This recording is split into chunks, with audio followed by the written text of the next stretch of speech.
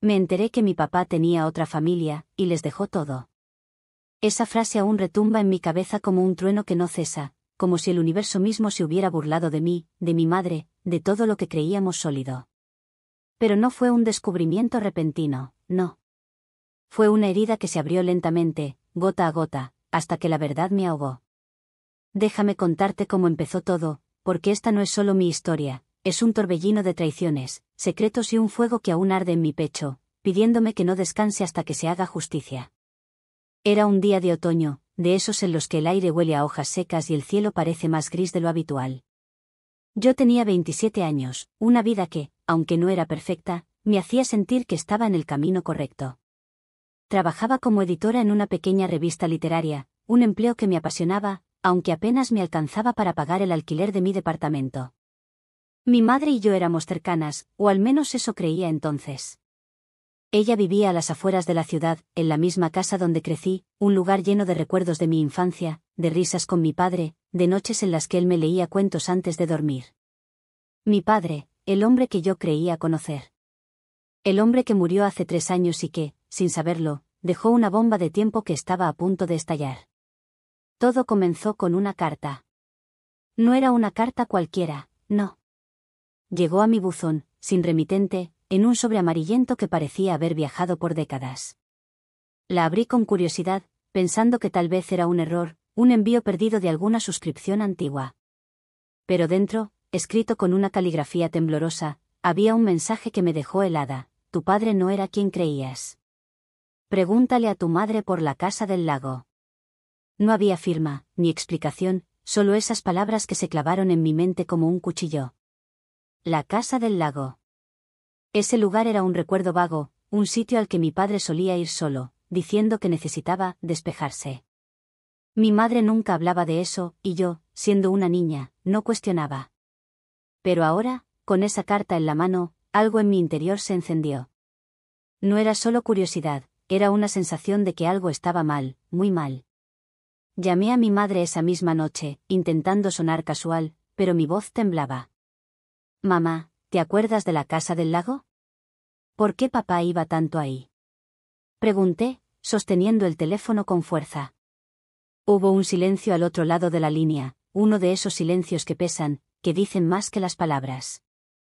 Finalmente, ella respondió, con una voz que intentaba ser firme pero que se quebraba en las esquinas. Era solo un lugar donde él trabajaba en sus proyectos. No hay nada que contar, hija. ¿Por qué lo preguntas? No le creí. No sé si fue su tono, o la forma en que evadió mi mirada a pesar de estar a kilómetros de distancia, pero supe que mentía. Decidí no presionarla por teléfono. Al día siguiente, tomé mi auto y manejé hasta su casa. Cuando llegué, la encontré en la cocina, con las manos temblorosas mientras cortaba verduras. Sus ojos, esos ojos que siempre me habían dado calma, ahora estaban llenos de algo que no podía descifrar. ¿Miedo? ¿Culpa? Mamá, necesito la verdad, dije, colocando la carta sobre la mesa. ¿Qué es esto? ¿Qué me estás escondiendo? Ella miró el sobre como si fuera una serpiente venenosa. Sus manos dejaron caer el cuchillo, y por un momento pensé que se desmayaría. Se sentó lentamente, como si el peso del mundo estuviera sobre sus hombros, y entonces, con una voz que apenas era un susurro, empezó a hablar. Tu padre, él tenía otra vida. Otra familia. Esas palabras fueron como un golpe en el pecho. Sentí que el aire se me escapaba, que el suelo bajo mis pies se desmoronaba. ¿Otra familia? Mi padre, el hombre que me llevaba al parque, que me enseñó a montar bicicleta, que me prometió que siempre estaría ahí, ¿tenía otra familia? Quise gritar, quise negarlo, pero la mirada de mi madre me decía que no había vuelta atrás. Me contó, entre lágrimas y pausas dolorosas, que lo descubrió hace más de 10 años. Una noche, revisando unos papeles en el estudio de mi padre, encontró una escritura. Era la casa del lago, pero no estaba a nombre de mi padre, ni de mi madre, ni siquiera mío. Estaba a nombre de una mujer desconocida. Mi madre confrontó a mi padre, y él, después de intentar negarlo, confesó. Tenía una amante desde hacía años, y con ella, 2 hijos. 2 hijos que no éramos yo. ¿Por qué no me lo dijiste? Le pregunté, con la voz rota. ¿Por qué lo dejaste seguir viviendo con nosotras como si nada? Porque te amaba, respondió ella, con los ojos llenos de lágrimas. Porque no quería que crecieras sin un padre. Porque pensé que, si lo dejaba, nos destruiríamos. Pero ya estábamos destruidas, aunque no lo supiéramos. Mi madre me dijo que mi padre prometió terminar con esa otra vida, que juró que nos elegiría a nosotras. Y durante un tiempo, pareció que lo hizo. Dejó de ir tanto a la casa del lago, estaba más presente. Pero ahora, con esa carta en la mano, supe que no era tan simple. Entonces, mi madre dejó caer la última pieza del rompecabezas, la que hizo que mi mundo se derrumbara por completo. Cuando tu padre murió, dejó un testamento. Todo lo que tenía, todo lo que creíamos que era nuestro, se lo dejó a ellos. A esa mujer y sus hijos. No podía creerlo. La casa donde crecí, los ahorros que mi madre y él construyeron juntos, incluso la pequeña cabaña en las montañas que tanto amaba, todo se lo había dado a esa otra familia. Nosotras no teníamos nada. Mi madre había estado luchando en secreto con deudas, con abogados, tratando de recuperar algo, pero el testamento era claro. Y yo, ciega en mi dolor por la muerte de mi padre, nunca me di cuenta. Esa noche, no dormí. Me quedé despierta, mirando el techo, con una furia creciendo dentro de mí. No era solo por el dinero, no era solo por la casa. Era por la traición. Mi padre, el hombre que yo idolatraba, nos había traicionado a mi madre y a mí. Y esa otra familia, esos desconocidos que ahora vivían con lo que debería ser nuestro, no tenían idea de quiénes éramos. O tal vez sí. Tal vez lo sabían todo y no les importaba. Decidí que no me quedaría de brazos cruzados. No sabía cómo, ni cuándo, pero encontraría a esa mujer y a sus hijos. Averiguaría quiénes eran, qué sabían, y por qué mi padre nos había borrado de su vida como si no valiéramos nada. Mi nombre es Alejandra, y esta es la primera parte de mi historia, pero te prometo que no termina aquí.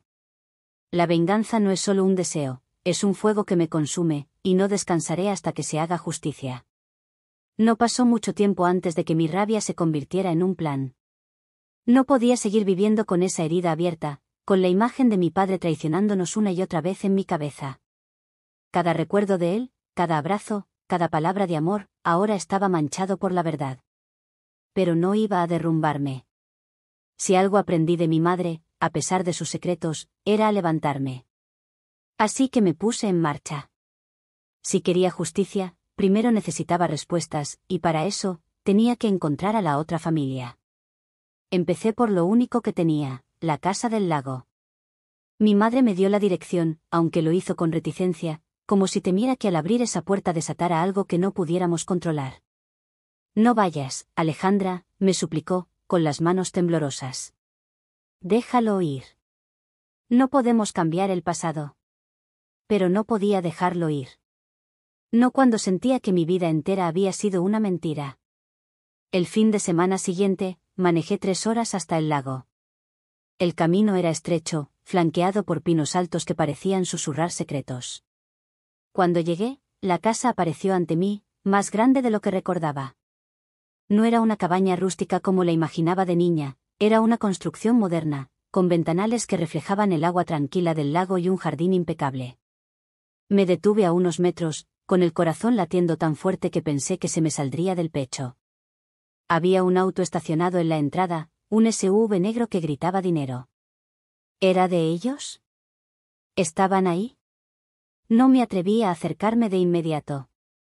En cambio, me quedé en mi auto, observando, como una espía en una mala película. Pasaron un par de horas, y justo cuando empezaba a pensar que había sido una pérdida de tiempo, la puerta principal se abrió. Una mujer salió. Era alta, con el cabello castaño recogido en una coleta elegante, vestida con ropa deportiva que parecía costar más que mi salario mensual. Llevaba una bolsa de gimnasio al hombro y hablaba por teléfono, riendo. Su risa me atravesó como una daga. ¿Era ella? ¿La amante de mi padre? Quise bajar del auto y confrontarla, gritarle, exigirle que me explicara por qué había destruido mi familia. Pero algo me detuvo. No estaba lista. No, aún.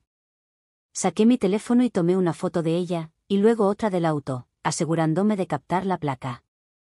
Si iba a hacer esto, lo haría bien.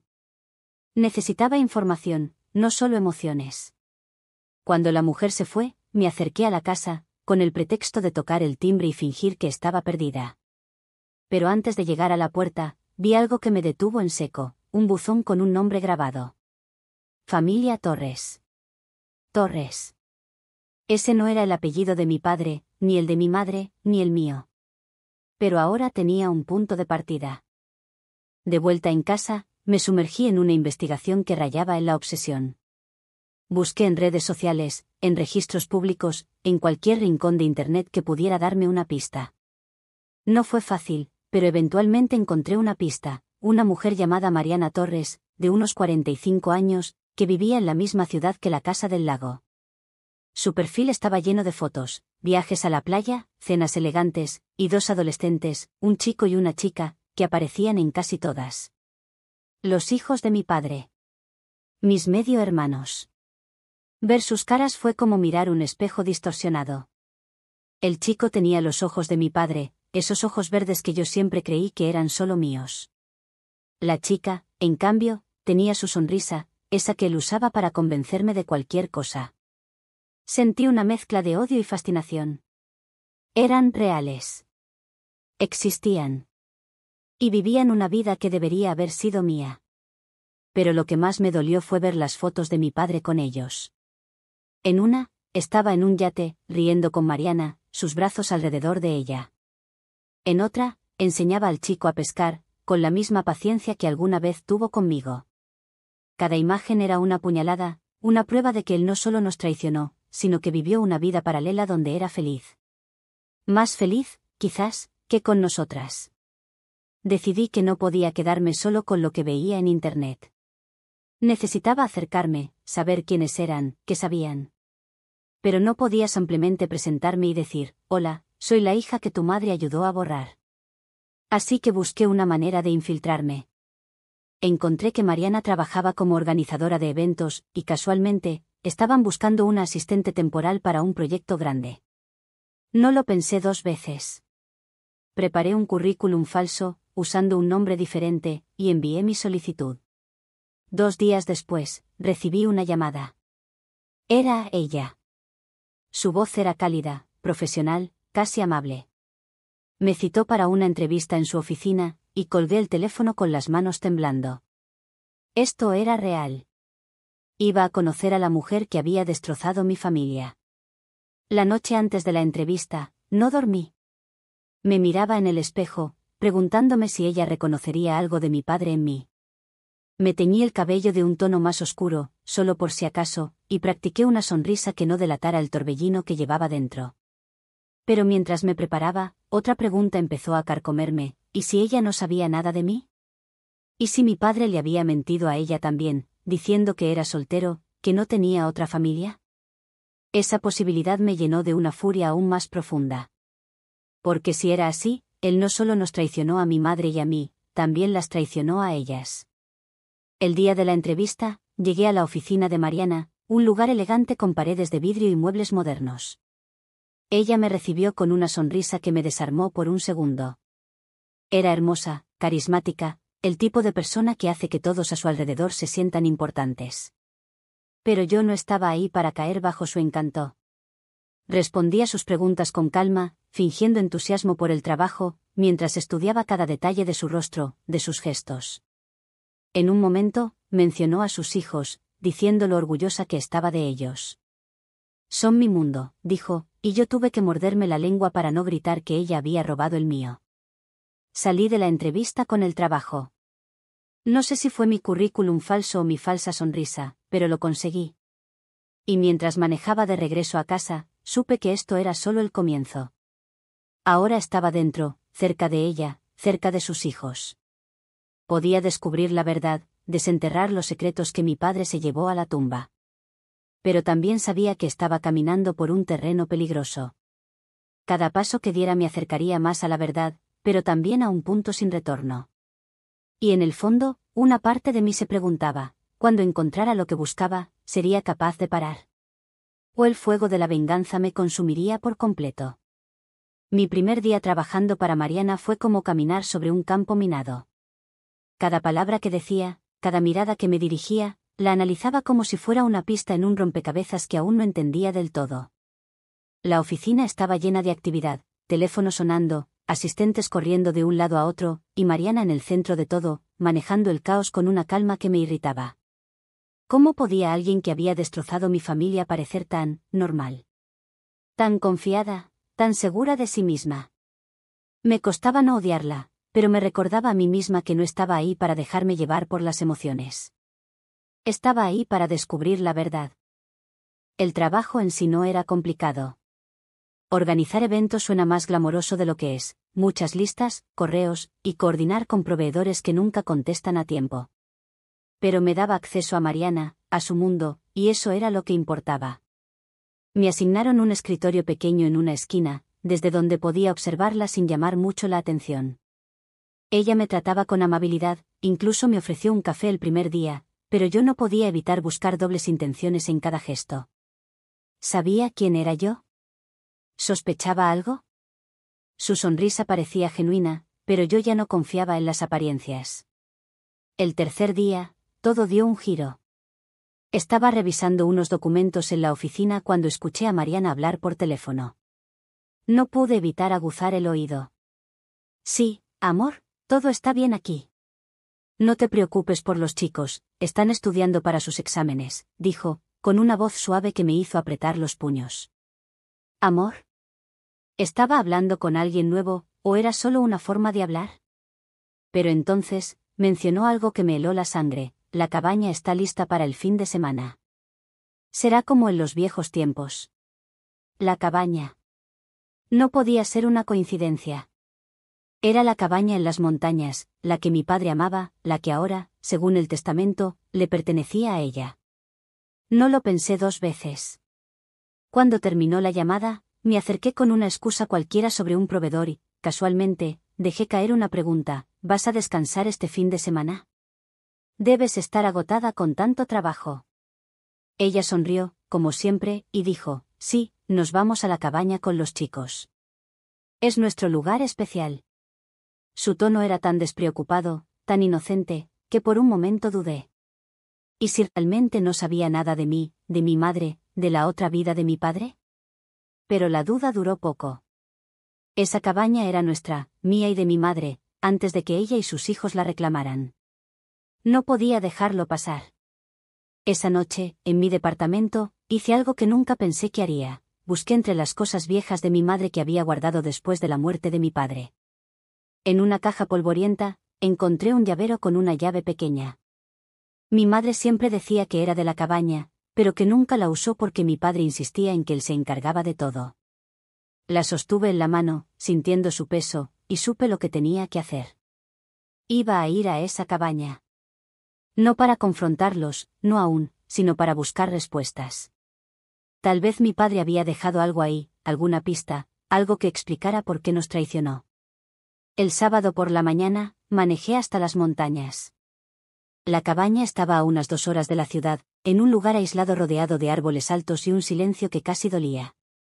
Cuando llegué, el SUV negro de Mariana estaba estacionado afuera, y se escuchaban risas desde el interior.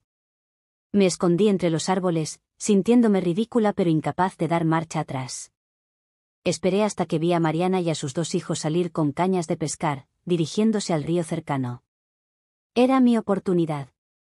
Con el corazón en la garganta, usé la llave para entrar. La cabaña olía a madera y a recuerdos que no eran míos. Todo estaba impecable: muebles nuevos, fotos familiares en las paredes, una vida que no me pertenecía. Me moví rápido, buscando cualquier cosa que pudiera darme una pista. En un escritorio en la esquina, encontré una caja de metal cerrada con candado. Intenté abrirla, pero no cedía. Justo cuando estaba a punto de rendirme, escuché un crujido detrás de mí. Me giré, y ahí estaba el chico, el hijo de Mariana. Debía tener unos 17 años, alto, con esos ojos verdes que me recordaban tanto a mi padre que casi me tambaleé. Me miró con confusión, no con hostilidad, y dijo: ¿quién eres? ¿Qué haces aquí? Mi mente se disparó. Podía mentir, decir que era una amiga de su madre, pero algo en su mirada, en la forma en que me observaba, me hizo dudar. ¿Y si él sabía algo? ¿Y si mi padre le había hablado de mí? Antes de que pudiera responder, escuché la voz de Mariana desde afuera, llamándolo. Mateo, ven, el pescado no va a esperar todo el día. Mateo. Así se llamaba. Él me dio una última mirada, como si intentara descifrarme, y salió. Me quedé paralizada, con el corazón latiendo tan fuerte que pensé que lo escucharían. No podía quedarme más. Tomé la caja de metal, aunque pesaba más de lo que esperaba, y salí corriendo hacia mi auto. No sé cómo no me vieron, pero logré escapar sin ser descubierta. De vuelta en casa, forcé la caja con un destornillador hasta que el candado cedió. Dentro, había cartas, fotos, y un cuaderno pequeño. Las fotos eran de mi padre con Mariana y los chicos, pero también había una de mí, de cuando tenía unos 10 años, sonriendo en un columpio. Mi padre la había guardado. ¿Por qué? Las cartas eran de Mariana a él, llenas de amor, de promesas, de planes para un futuro juntos. Pero fue el cuaderno lo que me destrozó. Era el diario de mi padre, escrito a mano, y las primeras palabras que leí me dejaron sin aliento. No sé cómo seguir viviendo con esta culpa. Alejandra y su madre no merecen esto, pero no puedo dejar a Mariana y a los chicos. Estoy atrapado. Mi padre sabía lo que hacía. Sabía el daño que nos causaba, y aún así, eligió seguir. Cada página que leía era como un cuchillo girando en mi pecho. Hablaba de nosotras, de su otra vida, de cómo intentaba equilibrarlo todo, pero también de cómo amaba a Mariana de una manera que nunca sintió por mi madre. Y luego, en una de las últimas entradas, escribió algo que cambió todo: el testamento es mi forma de compensarlos. No puedo darles mi tiempo, pero les daré todo lo que tengo. Espero que Alejandra algún día lo entienda. Entender. ¿Cómo podía pensar que entendería esto? La furia que sentía antes se convirtió en algo más oscuro, más profundo. No solo nos había traicionado, había planeado dejarnos sin nada, consciente de cada decisión. Pero también había algo más en el diario, algo que no esperaba, una mención de un abogado, alguien que lo ayudó a redactar el testamento. Un nombre, Ricardo Méndez. No perdí el tiempo. Busqué a Ricardo Méndez en internet y descubrí que era un abogado de bienes raíces, con una oficina en la ciudad. Si alguien sabía por qué mi padre hizo lo que hizo, era él. Pero también sabía que acercarme a él sería arriesgado. Si Mariana o sus hijos sospechaban algo, si Mateo le contaba a su madre sobre la extraña que vio en la cabaña, todo podía desmoronarse. Esa noche, mientras guardaba el diario y las fotos, tomé una decisión. No solo iba a buscar respuestas. Iba a recuperar lo que nos robaron, aunque tuviera que destruir a Mariana y a su familia en el proceso. Pero algo en mí, una vocecita que apenas podía escuchar, me advertía: cuidado, Alejandra. La venganza es un camino del que no se regresa. Y mientras miraba la foto de mi padre con Mateo, me pregunté si, al final, el verdadero monstruo no sería yo. El diario de mi padre se convirtió en mi obsesión. Lo leía una y otra vez, buscando algo que se me hubiera escapado, alguna pista que explicara no solo por qué nos traicionó, sino cómo pudo vivir con esa doble vida sin que nadie lo notara. Cada palabra suya era una mezcla de confesión y excusa, y aunque lo odiaba por lo que había hecho, una parte de mí seguía buscando al hombre que creí conocer. Pero ese hombre estaba muerto, y lo que quedaba era un rompecabezas de mentiras que yo estaba decidida a resolver. Mi próximo paso era Ricardo Méndez, el abogado que había ayudado a mi padre con el testamento. Si alguien sabía los detalles de cómo y por qué todo nuestro patrimonio terminó en manos de Mariana y sus hijos, era él. Pero acercarme a Méndez no sería tan fácil como colarme en la cabaña. Era un hombre con reputación, con una oficina en el centro de la ciudad, según internet, conexiones con gente influyente. No podía simplemente presentarme y exigir respuestas. Necesitaba un plan, y para eso, tenía que seguir jugando mi papel como la asistente perfecta de Mariana. En la oficina, me esforzaba por mantener la fachada. Sonreía, tomaba notas, organizaba eventos como si no estuviera planeando desenterrar los secretos de mi jefa. Pero cada día era más difícil. Mariana seguía siendo amable, incluso cálida, y eso me desconcertaba. Una vez, mientras revisábamos los detalles de una gala benéfica, me preguntó sobre mi vida. ¿Y tú, Ana?, dijo, usando el nombre falso que le había dado. ¿Tienes familia? ¿Alguien especial? Su tono era tan genuino que por un segundo olvidé quién era. Respondí con vaguedades, diciendo que vivía sola, que estaba enfocada en mi carrera, pero sus palabras se quedaron conmigo.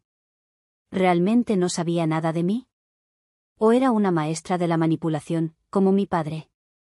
El encuentro con Mateo en la cabaña me tenía en alerta. No había vuelto a verlo, pero temía que le hubiera dicho algo a Mariana. Cada vez que ella me miraba un poco más de lo normal, o hacía una pausa antes de hablar, mi corazón se aceleraba. Pero no podía dejar que el miedo me detuviera. Así que, una tarde, mientras Mariana estaba en una reunión fuera de la oficina, revisé su agenda en la computadora. No estaba buscando nada en particular, solo alguna pista, cualquier cosa. Y entonces lo vi, una cita con Ricardo Méndez, programada para la semana siguiente. El motivo no estaba especificado, pero no necesitaba más. Esa era mi oportunidad. Decidí que no esperaría a la cita. Si Mariana y Méndez estaban en contacto, tal vez él ya sabía quién era yo, o al menos, de la existencia de la otra familia de mi padre. Así que busqué la dirección de su oficina. Al día siguiente, me presenté allí con una excusa preparada. Estaba investigando opciones legales para un amigo que quería redactar un testamento. Era una mentira endeble, pero esperaba que me diera la oportunidad de sonsacarle algo. La oficina de Méndez era todo lo que esperaba, lujosa, con muebles de madera oscura y una recepcionista que me miró como si no perteneciera ahí. Cuando finalmente me dejaron pasar, Méndez me recibió con una sonrisa profesional. Era un hombre de unos 50 años, con el cabello canoso y una mirada que parecía atravesarte. Me senté frente a él, tratando de mantener la calma, pero mi mente estaba en otra parte. Este hombre había ayudado a mi padre a despojarnos de todo. ¿Qué tan cómplice era? Hablé de mi amigo y su testamento, pero Méndez no mordió el anzuelo. Respondía con generalidades, con frases ensayadas sobre la importancia de la claridad legal. Finalmente, no pude contenerme más. Señor Méndez, dije, inclinándome hacia adelante, ¿qué pasa cuando alguien deja un testamento que excluye a su familia principal? ¿Es posible impugnarlo? Su sonrisa se desvaneció por un instante, y juro que vi un destello de reconocimiento en sus ojos. Depende de las circunstancias, respondió, con un tono más cauteloso. Cada caso es único. ¿Tu amigo tiene un caso así? Intenté mantener la mentira, pero él me interrumpió. Mira, si esto es algo personal, te recomiendo que seas honesta. Los secretos legales tienen una forma de salir a la luz. Salí de su oficina con las manos temblando. No me había dicho nada concreto, pero su reacción me convenció de que sabía más de lo que dejaba ver. Y si Méndez estaba nervioso, eso significaba que había algo que ocultar. Decidí que volvería, pero esta vez con más preparación. Tal vez podría encontrar algo en sus archivos, o seguirlo, o, no lo sabía aún, pero no me rendiría. Esa noche, mientras revisaba el diario de mi padre otra vez, encontré una entrada que había pasado por alto. Hablaba de una discusión con Mariana, años atrás. Ella quiere que lo deje todo claro, que elija, escribió. Pero no puedo. No puedo abandonar a Alejandra, aunque ella nunca lo sepa. Esas palabras me destrozaron. Mi padre sabía que me estaba traicionando, y aún así, siguió adelante. Pero también mencionaba algo más, un seguro de vida. No estaba seguro de cómo incluirlo en el testamento, porque no quería que las dos partes lo supieran. ¿Dos partes? ¿Mi madre y Mariana? ¿O había algo más? La idea del seguro de vida me dio una nueva dirección. Si existía, tal vez era algo que mi madre y yo podíamos reclamar. Pero cuando le pregunté a mi madre al respecto, su reacción me dejó helada. No hay nada, Alejandra, dijo, con una voz que sonaba más a derrota que a certeza. Tu padre lo arregló todo para ellos. Olvídalo. Pero no podía olvidarlo. Su tono, su mirada esquiva, mi madre estaba escondiendo algo otra vez. Decidí confrontarla. Fui a su casa sin avisar, y cuando me abrió la puerta, supe que algo estaba mal. Estaba más pálida de lo normal, con ojeras profundas, como si no hubiera dormido en días. Mamá, ¿qué me estás ocultando?, pregunté, sin rodeos. Ella intentó evadirme, pero no la dejé. Finalmente, se derrumbó en el sofá, con lágrimas en los ojos. No quería que lo supieras, dijo. Tu padre, él me dio algo antes de morir. Un sobre con dinero, y una nota. Dijo que era para nosotras, pero que no podía ser legal, que no podía registrarlo. Me pidió que lo guardara, que no le dijera a nadie. Me quedé sin palabras. ¿Dinero? Un sobre. Le pedí que me lo mostrara, y después de un largo silencio, fue al dormitorio y volvió con una caja fuerte pequeña. Dentro, había un fajo de billetes, más dinero del que había visto en mi vida, y una nota escrita a mano. La letra era de mi padre: perdóname. Esto es todo lo que puedo darles. No dejes que ella lo sepa. ¿Ella? ¿Mariana? ¿O alguien más? El dinero era real, pero también era una prueba de que mi padre había jugado con todos. Nos había dado migajas mientras le entregaba el mundo a Mariana y sus hijos. Pero la nota también me hizo pensar, si mi padre había escondido esto, ¿qué más había ocultado?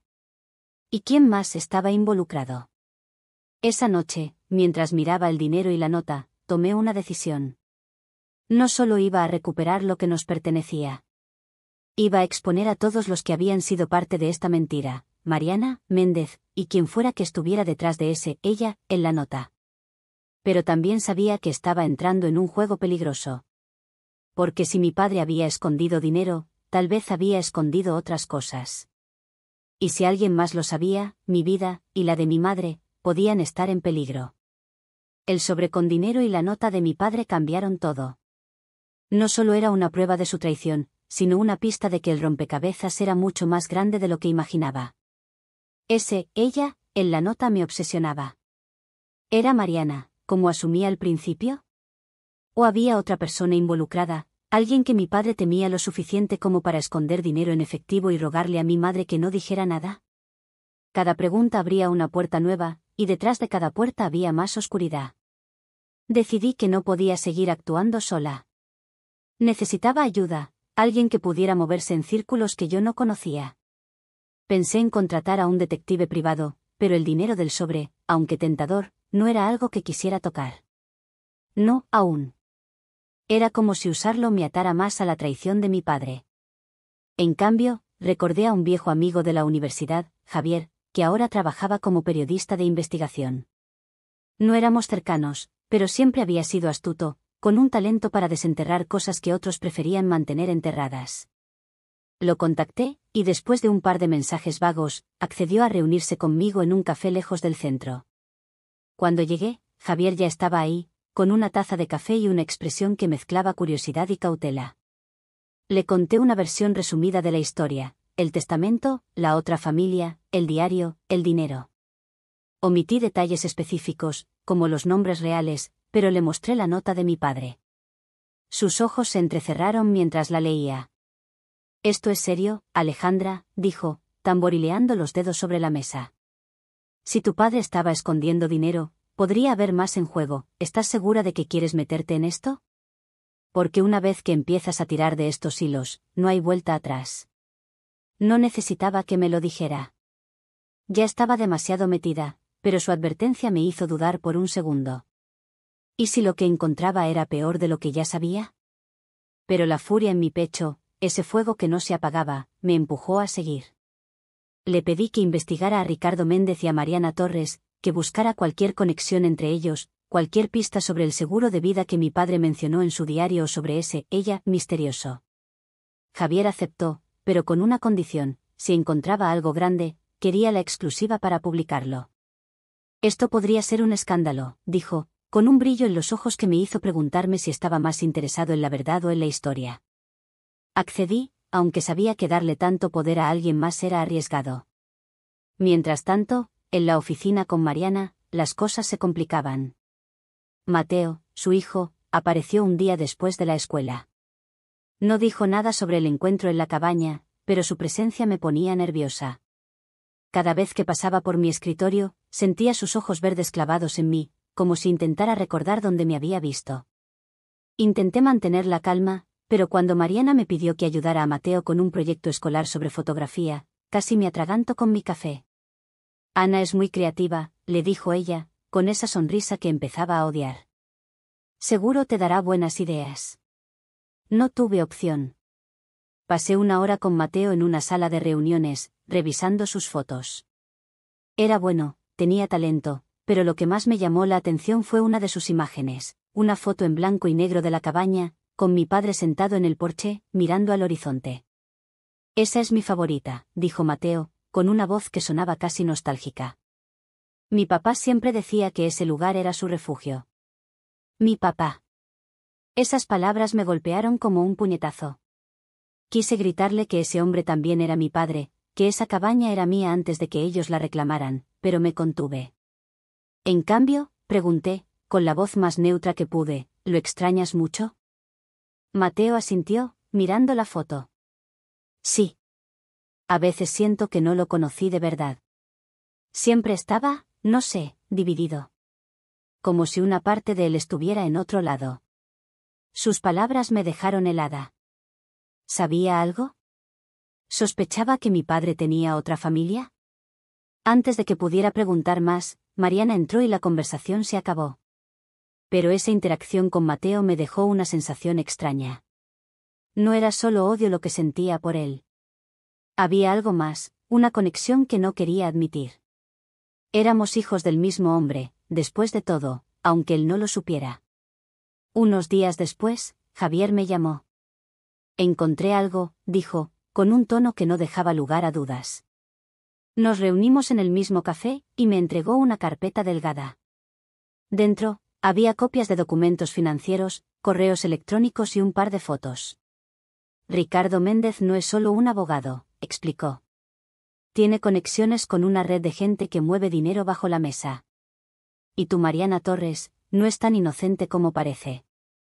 Según los documentos, Mariana había recibido transferencias de una cuenta offshore antes de la muerte de mi padre, transferencias que Méndez había facilitado.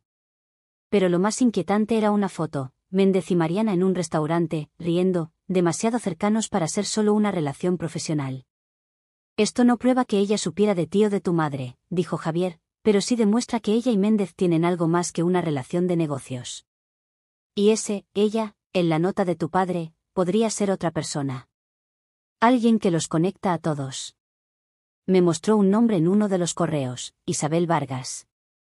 No tenía idea de quién era, pero Javier prometió seguir investigando. Ten cuidado, Alejandra, me advirtió. Si esta gente está moviendo dinero así, no van a tomar bien que alguien meta las narices. Esa noche, no pude dormir. La idea de que Mariana y Méndez estuvieran tan conectados, y la posibilidad de una tercera persona en la ecuación, me tenía al borde del colapso. Pero también había algo más, el dinero del sobre. Decidí que era hora de usarlo. No para mí, no para mi madre, sino para pagar a Javier y acelerar su investigación. Si había un escándalo, como él decía, quería que estallara pronto. Pero cuando fui a buscar la caja fuerte en casa de mi madre, descubrí algo que me dejó sin aliento, la caja estaba abierta, y el dinero había desaparecido. Llamé a mi madre inmediatamente, pero no contestó. Fui a su casa, y cuando entré, la encontré sentada en la sala, con la mirada perdida. Mamá, ¿dónde está el dinero?, pregunté, intentando no sonar acusadora. Ella levantó la vista, y sus ojos estaban llenos de lágrimas. Se lo di a alguien, dijo, con la voz rota. Alguien que dijo que podía ayudarnos a recuperar lo que es nuestro. ¿Quién?, exigí, sintiendo que el suelo se desmoronaba otra vez. Ella dudó, pero finalmente lo dijo, Isabel Vargas. El nombre me golpeó como un rayo. Isabel Vargas, la misma persona que aparecía en los correos de Javier. ¿Quién era esta mujer, y por qué mi madre, que había guardado secretos durante años, confiaba en ella? La furia y la confusión se mezclaban en mi pecho, pero una cosa estaba clara, Isabel Vargas era la clave. Y si quería respuestas, tenía que encontrarla, aunque eso significara enfrentarme a un enemigo mucho más grande de lo que imaginaba. El nombre de Isabel Vargas resonaba en mi cabeza como una campana rota, repitiéndose sin cesar. ¿Quién era esta mujer que había convencido a mi madre de entregarle el dinero que mi padre nos dejó, y cómo estaba conectada con Mariana, con Méndez, con todo este desastre? La confesión de mi madre me dejó temblando de rabia y desconcierto. Ella, que había soportado años de traiciones en silencio, Ahora había cometido un error que podía costarnos todo. Pero no podía culparla del todo. Estaba rota, igual que yo, y alguien como Isabel había sabido aprovecharse de su desesperación. No perdí tiempo. Llamé a Javier esa misma noche y le conté lo que mi madre había dicho. Su respuesta fue inmediata: esto se está poniendo feo, Alejandra. Si Isabel Vargas está involucrada, no es una jugadora menor. Dame un par de días para rastrearla, pero por favor, no hagas nada impulsivo. Quise prometerle que me mantendría al margen, pero ambos sabíamos que eso era imposible. La furia que llevaba meses creciendo dentro de mí ya no era solo por mi padre o por Mariana. Ahora era personal. Isabel Vargas había cruzado una línea al meterse con mi madre. Mientras esperaba noticias de Javier, seguí trabajando para Mariana, aunque cada día era una tortura. Fingir que no sabía nada, sonreír mientras organizaba sus eventos, escuchar sus charlas casuales sobre sus hijos, todo me hacía sentir como si estuviera traicionándome a mí misma. Pero no podía renunciar. Estar cerca de ella me daba acceso a información, y ahora, más que nunca, necesitaba cualquier pista sobre Isabel. Revisé su agenda otra vez, buscando cualquier mención de Vargas, pero no había nada. Sin embargo, encontré algo que me llamó la atención: una nota manuscrita en un post-it pegado a su escritorio. Decía: reunión con IV, 7 de la tarde, La Rosa. La Rosa era un restaurante caro en el centro, y la fecha era esa misma noche. No lo pensé dos veces. Sabía que era arriesgado, pero si esa IV era Isabel Vargas, no podía dejar pasar la oportunidad. Me fui temprano de la oficina, alegando un dolor de cabeza, y manejé hasta La Rosa. El lugar estaba lleno de gente elegante, el tipo de personas que no parpadean al pagar una cuenta de 3 cifras. Me senté en la barra, con una vista clara de la entrada, y pedí un refresco para no desentonar. Cada vez que la puerta se abría, mi corazón daba un vuelco. Finalmente, vi a Mariana entrar, impecable como siempre, con un vestido negro que parecía gritar poder. Pero no estaba sola. A su lado estaba una mujer que no reconocí de inmediato, alta, con el cabello corto y teñido de un rojo intenso, y una presencia que hacía que todos la miraran. Era ella. Tenía que ser Isabel Vargas. No se sentaron en el comedor principal. Un mesero las llevó a una sala privada, y la puerta se cerró tras ellas. Quise acercarme, pero sabía que era demasiado arriesgado. En cambio, me quedé en la barra, observando, esperando cualquier movimiento. Una hora después, salieron. Mariana parecía tensa, con los labios apretados, mientras Isabel hablaba animadamente, tocándole el brazo como si fueran viejas amigas. Cuando pasaron cerca de mí, agaché la cabeza, fingiendo mirar mi teléfono, pero alcancé a escuchar una frase de Isabel: no te preocupes, todo está bajo control. Él no dirá nada. ¿Él? ¿Méndez? ¿Alguien más? No pude seguirla sin levantar sospechas, pero tomé una foto disimulada de Isabel antes de que se fueran. Se la envié a Javier con un mensaje: ¿es ella? Su respuesta llegó en minutos: sí. Isabel Vargas. Ten cuidado, Alejandra. Esta mujer no es quien parece. No me dio más detalles, pero no los necesitaba. Ya sabía que estaba nadando en aguas profundas, y cada paso que daba me acercaba más a un tiburón. Al día siguiente, Javier me llamó con noticias. Había rastreado a Isabel y descubierto que no solo era una consultora financiera, como decía su perfil público, sino que tenía un historial turbio, conexiones con empresas fantasma, acusaciones de lavado de dinero que nunca prosperaron, y una red de contactos que incluía a Méndez y, sorprendentemente, a mi padre. Según Javier, Isabel había trabajado con mi padre años atrás, antes de que Mariana entrara en escena. No estoy seguro de cuál era su relación exacta, dijo, pero parece que Isabel era una especie de solucionadora para él. Si tu padre estaba escondiendo dinero o moviendo cosas bajo la mesa, ella era la que lo hacía posible. Eso explicaba el dinero del sobre, y quizás también porque mi padre escribió: no dejes que ella lo sepa. Pero también habría una nueva pregunta: ¿qué quería Isabel ahora? Si ya tenía el dinero de mi madre, y estaba trabajando con Mariana, ¿cuál era su juego? Decidí que la única forma de saberlo era enfrentarla directamente, pero no podía hacerlo sin preparación. Necesitaba algo que la pusiera nerviosa, algo que la obligara a hablar. Volví al diario de mi padre, buscando cualquier mención de Isabel. Encontré una entrada de hace 5 años, escrita con una caligrafía más temblorosa de lo normal. Isabel está presionando otra vez. Dice que si no cumplo, lo contará todo. No puedo dejar que Mariana o Alejandra se enteren.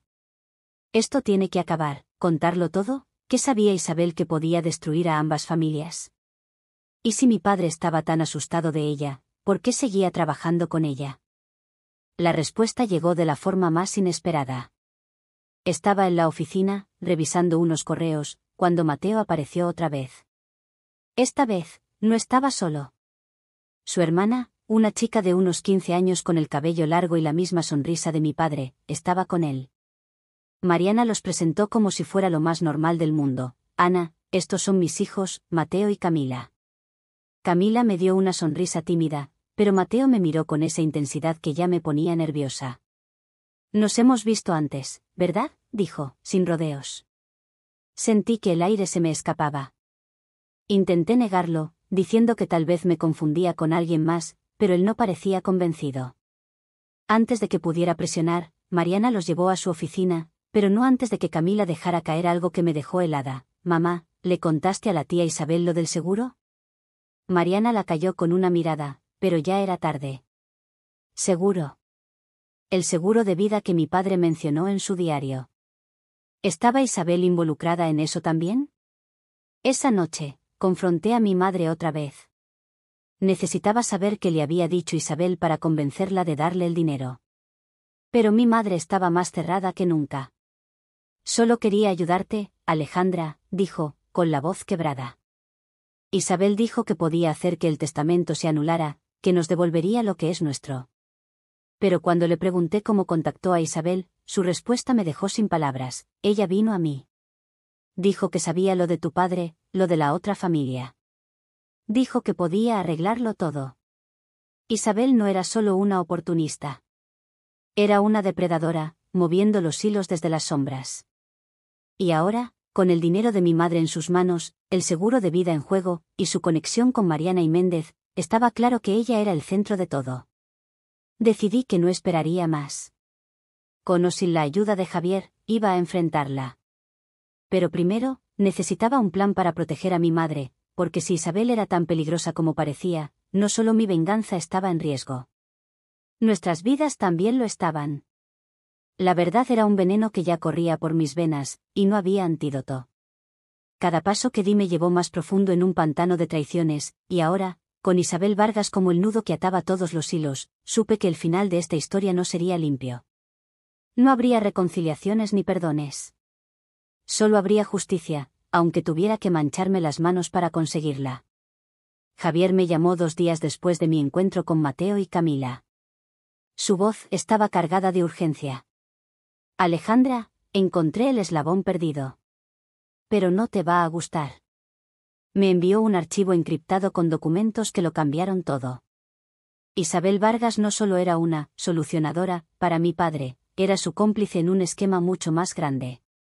Los documentos mostraban transferencias de dinero a cuentas offshore, no solo a nombre de Mariana, sino también a una tercera persona, la propia Isabel. Pero lo más devastador era una carta digital, escrita por mi padre meses antes de su muerte, que Javier había desenterrado de un servidor privado. En ella, confesaba que Isabel lo había chantajeado durante años. Sabía de su doble vida desde el principio y lo usó para extorsionarlo, amenazando con contárselo todo a mi madre y a Mariana si no le pagaba. Mi padre, atrapado, le dio lo que pedía, pero también tomó una decisión final, el testamento. No fue un acto de amor hacia Mariana y sus hijos, como yo creía. Fue un intento desesperado de protegernos a mi madre y a mí de Isabel, asegurándose de que ella no pudiera reclamar nada más. La carta terminaba con una línea que me heló la sangre: si algo me pasa, Isabel sabrá por qué. ¿Algo le pasó? Mi padre murió en un accidente de auto, un choque en una carretera solitaria que siempre asumimos fue una tragedia. Pero ahora, con esta carta, la duda se clavó en mi pecho. ¿Y si no fue un accidente? ¿Y si Isabel lo había silenciado para siempre? No podía esperar más. Confrontar a Isabel era mi única opción, pero no podía hacerlo sola. Le conté todo a mi madre, incluyendo la posibilidad de que la muerte de mi padre no fuera lo que parecía. Ella se derrumbó, llorando como nunca la había visto, pero también había una chispa de furia en sus ojos. «Haz lo que tengas que hacer, Alejandra», dijo. «Pero protégeme. No dejes que esa mujer nos destruya». Prometí que lo haría, aunque no estaba segura de cómo. Con la ayuda de Javier, rastreé a Isabel hasta una gala benéfica que Mariana estaba organizando. Era el escenario perfecto, un lugar lleno de gente, donde Isabel no podría hacer una escena, pero donde yo podría arrinconarla. Me colé en el evento usando mi acceso como asistente de Mariana, vestida con un traje sencillo que me hacía pasar desapercibida entre los meseros y los invitados. La gala estaba en pleno apogeo, con luces brillantes, risas falsas y copas de champán tintineando. Vi a Mariana en el centro, radiante, hablando con Méndez. Mateo y Camila estaban cerca, luciendo incómodos en sus trajes formales. Pero mi atención estaba en Isabel, que se movía entre la multitud como una serpiente, con ese cabello rojo imposible de ignorar. Esperé mi momento. Cuando la vi dirigirse a una terraza apartada, la seguí. El aire de la noche era frío, y el ruido de la gala se apagó cuando cerré la puerta detrás de mí. Isabel se giró, sorprendida, pero su expresión cambió al verme. «Vaya, la asistente de Mariana», dijo, con una sonrisa venenosa. «O debería decir. Alejandra». Mi corazón se detuvo. Sabía quién era. Siempre lo supo. «No finjas que no esperabas esto», dije, dando un paso hacia ella. «Sé todo. El chantaje, el dinero, el testamento. Y sé lo que le hiciste a mi padre». Isabel soltó una risa baja, como si estuviera divertida. «¿Lo que le hice? Tu padre se metió solo en este lío. Yo solo aproveché la oportunidad. Era un hombre débil, Alejandra. Amaba a demasiadas personas y no podía elegir. Alguien tenía que tomar el control». «¿Lo mataste?», pregunté, con la voz temblando de rabia. Su sonrisa se desvaneció, y por un segundo, vi un destello de miedo en sus ojos. Pero antes de que pudiera responder, la puerta de la terraza se abrió. Era Mariana, con una expresión de confusión que rápidamente se convirtió en alarma. «¿Qué está pasando aquí?», exigió. No pude contenerme más. «Pregúntale a ella», dije, señalando a Isabel. «Pregúntale cómo manipuló a mi padre, cómo lo extorsionó, cómo se aseguró de que tú y tus hijos se quedaran con todo mientras mi madre y yo nos quedábamos con nada». Mariana palideció. «¿Tu padre? ¿De qué estás hablando?». Pero Isabel intervino, con una calma escalofriante. «No hagas una escena, Alejandra. No tienes pruebas. Y si sigues por este camino, no seré yo quien pague el precio. Será tu madre». Eso fue todo lo que necesité. La furia explotó en mi pecho, y antes de darme cuenta, la empujé contra la barandilla de la terraza. No quería matarla, no realmente, pero quería que sintiera miedo, que supiera que no era intocable. Mariana gritó, intentando separarnos, pero Isabel se liberó y sacó algo de su bolso, un teléfono. «Un botón, Alejandra», dijo, jadeando. «Un botón, y todo lo que tu madre escondió sale a la luz. ¿Crees que eres la única con secretos?». Me congelé. ¿Qué sabía ella de mi madre?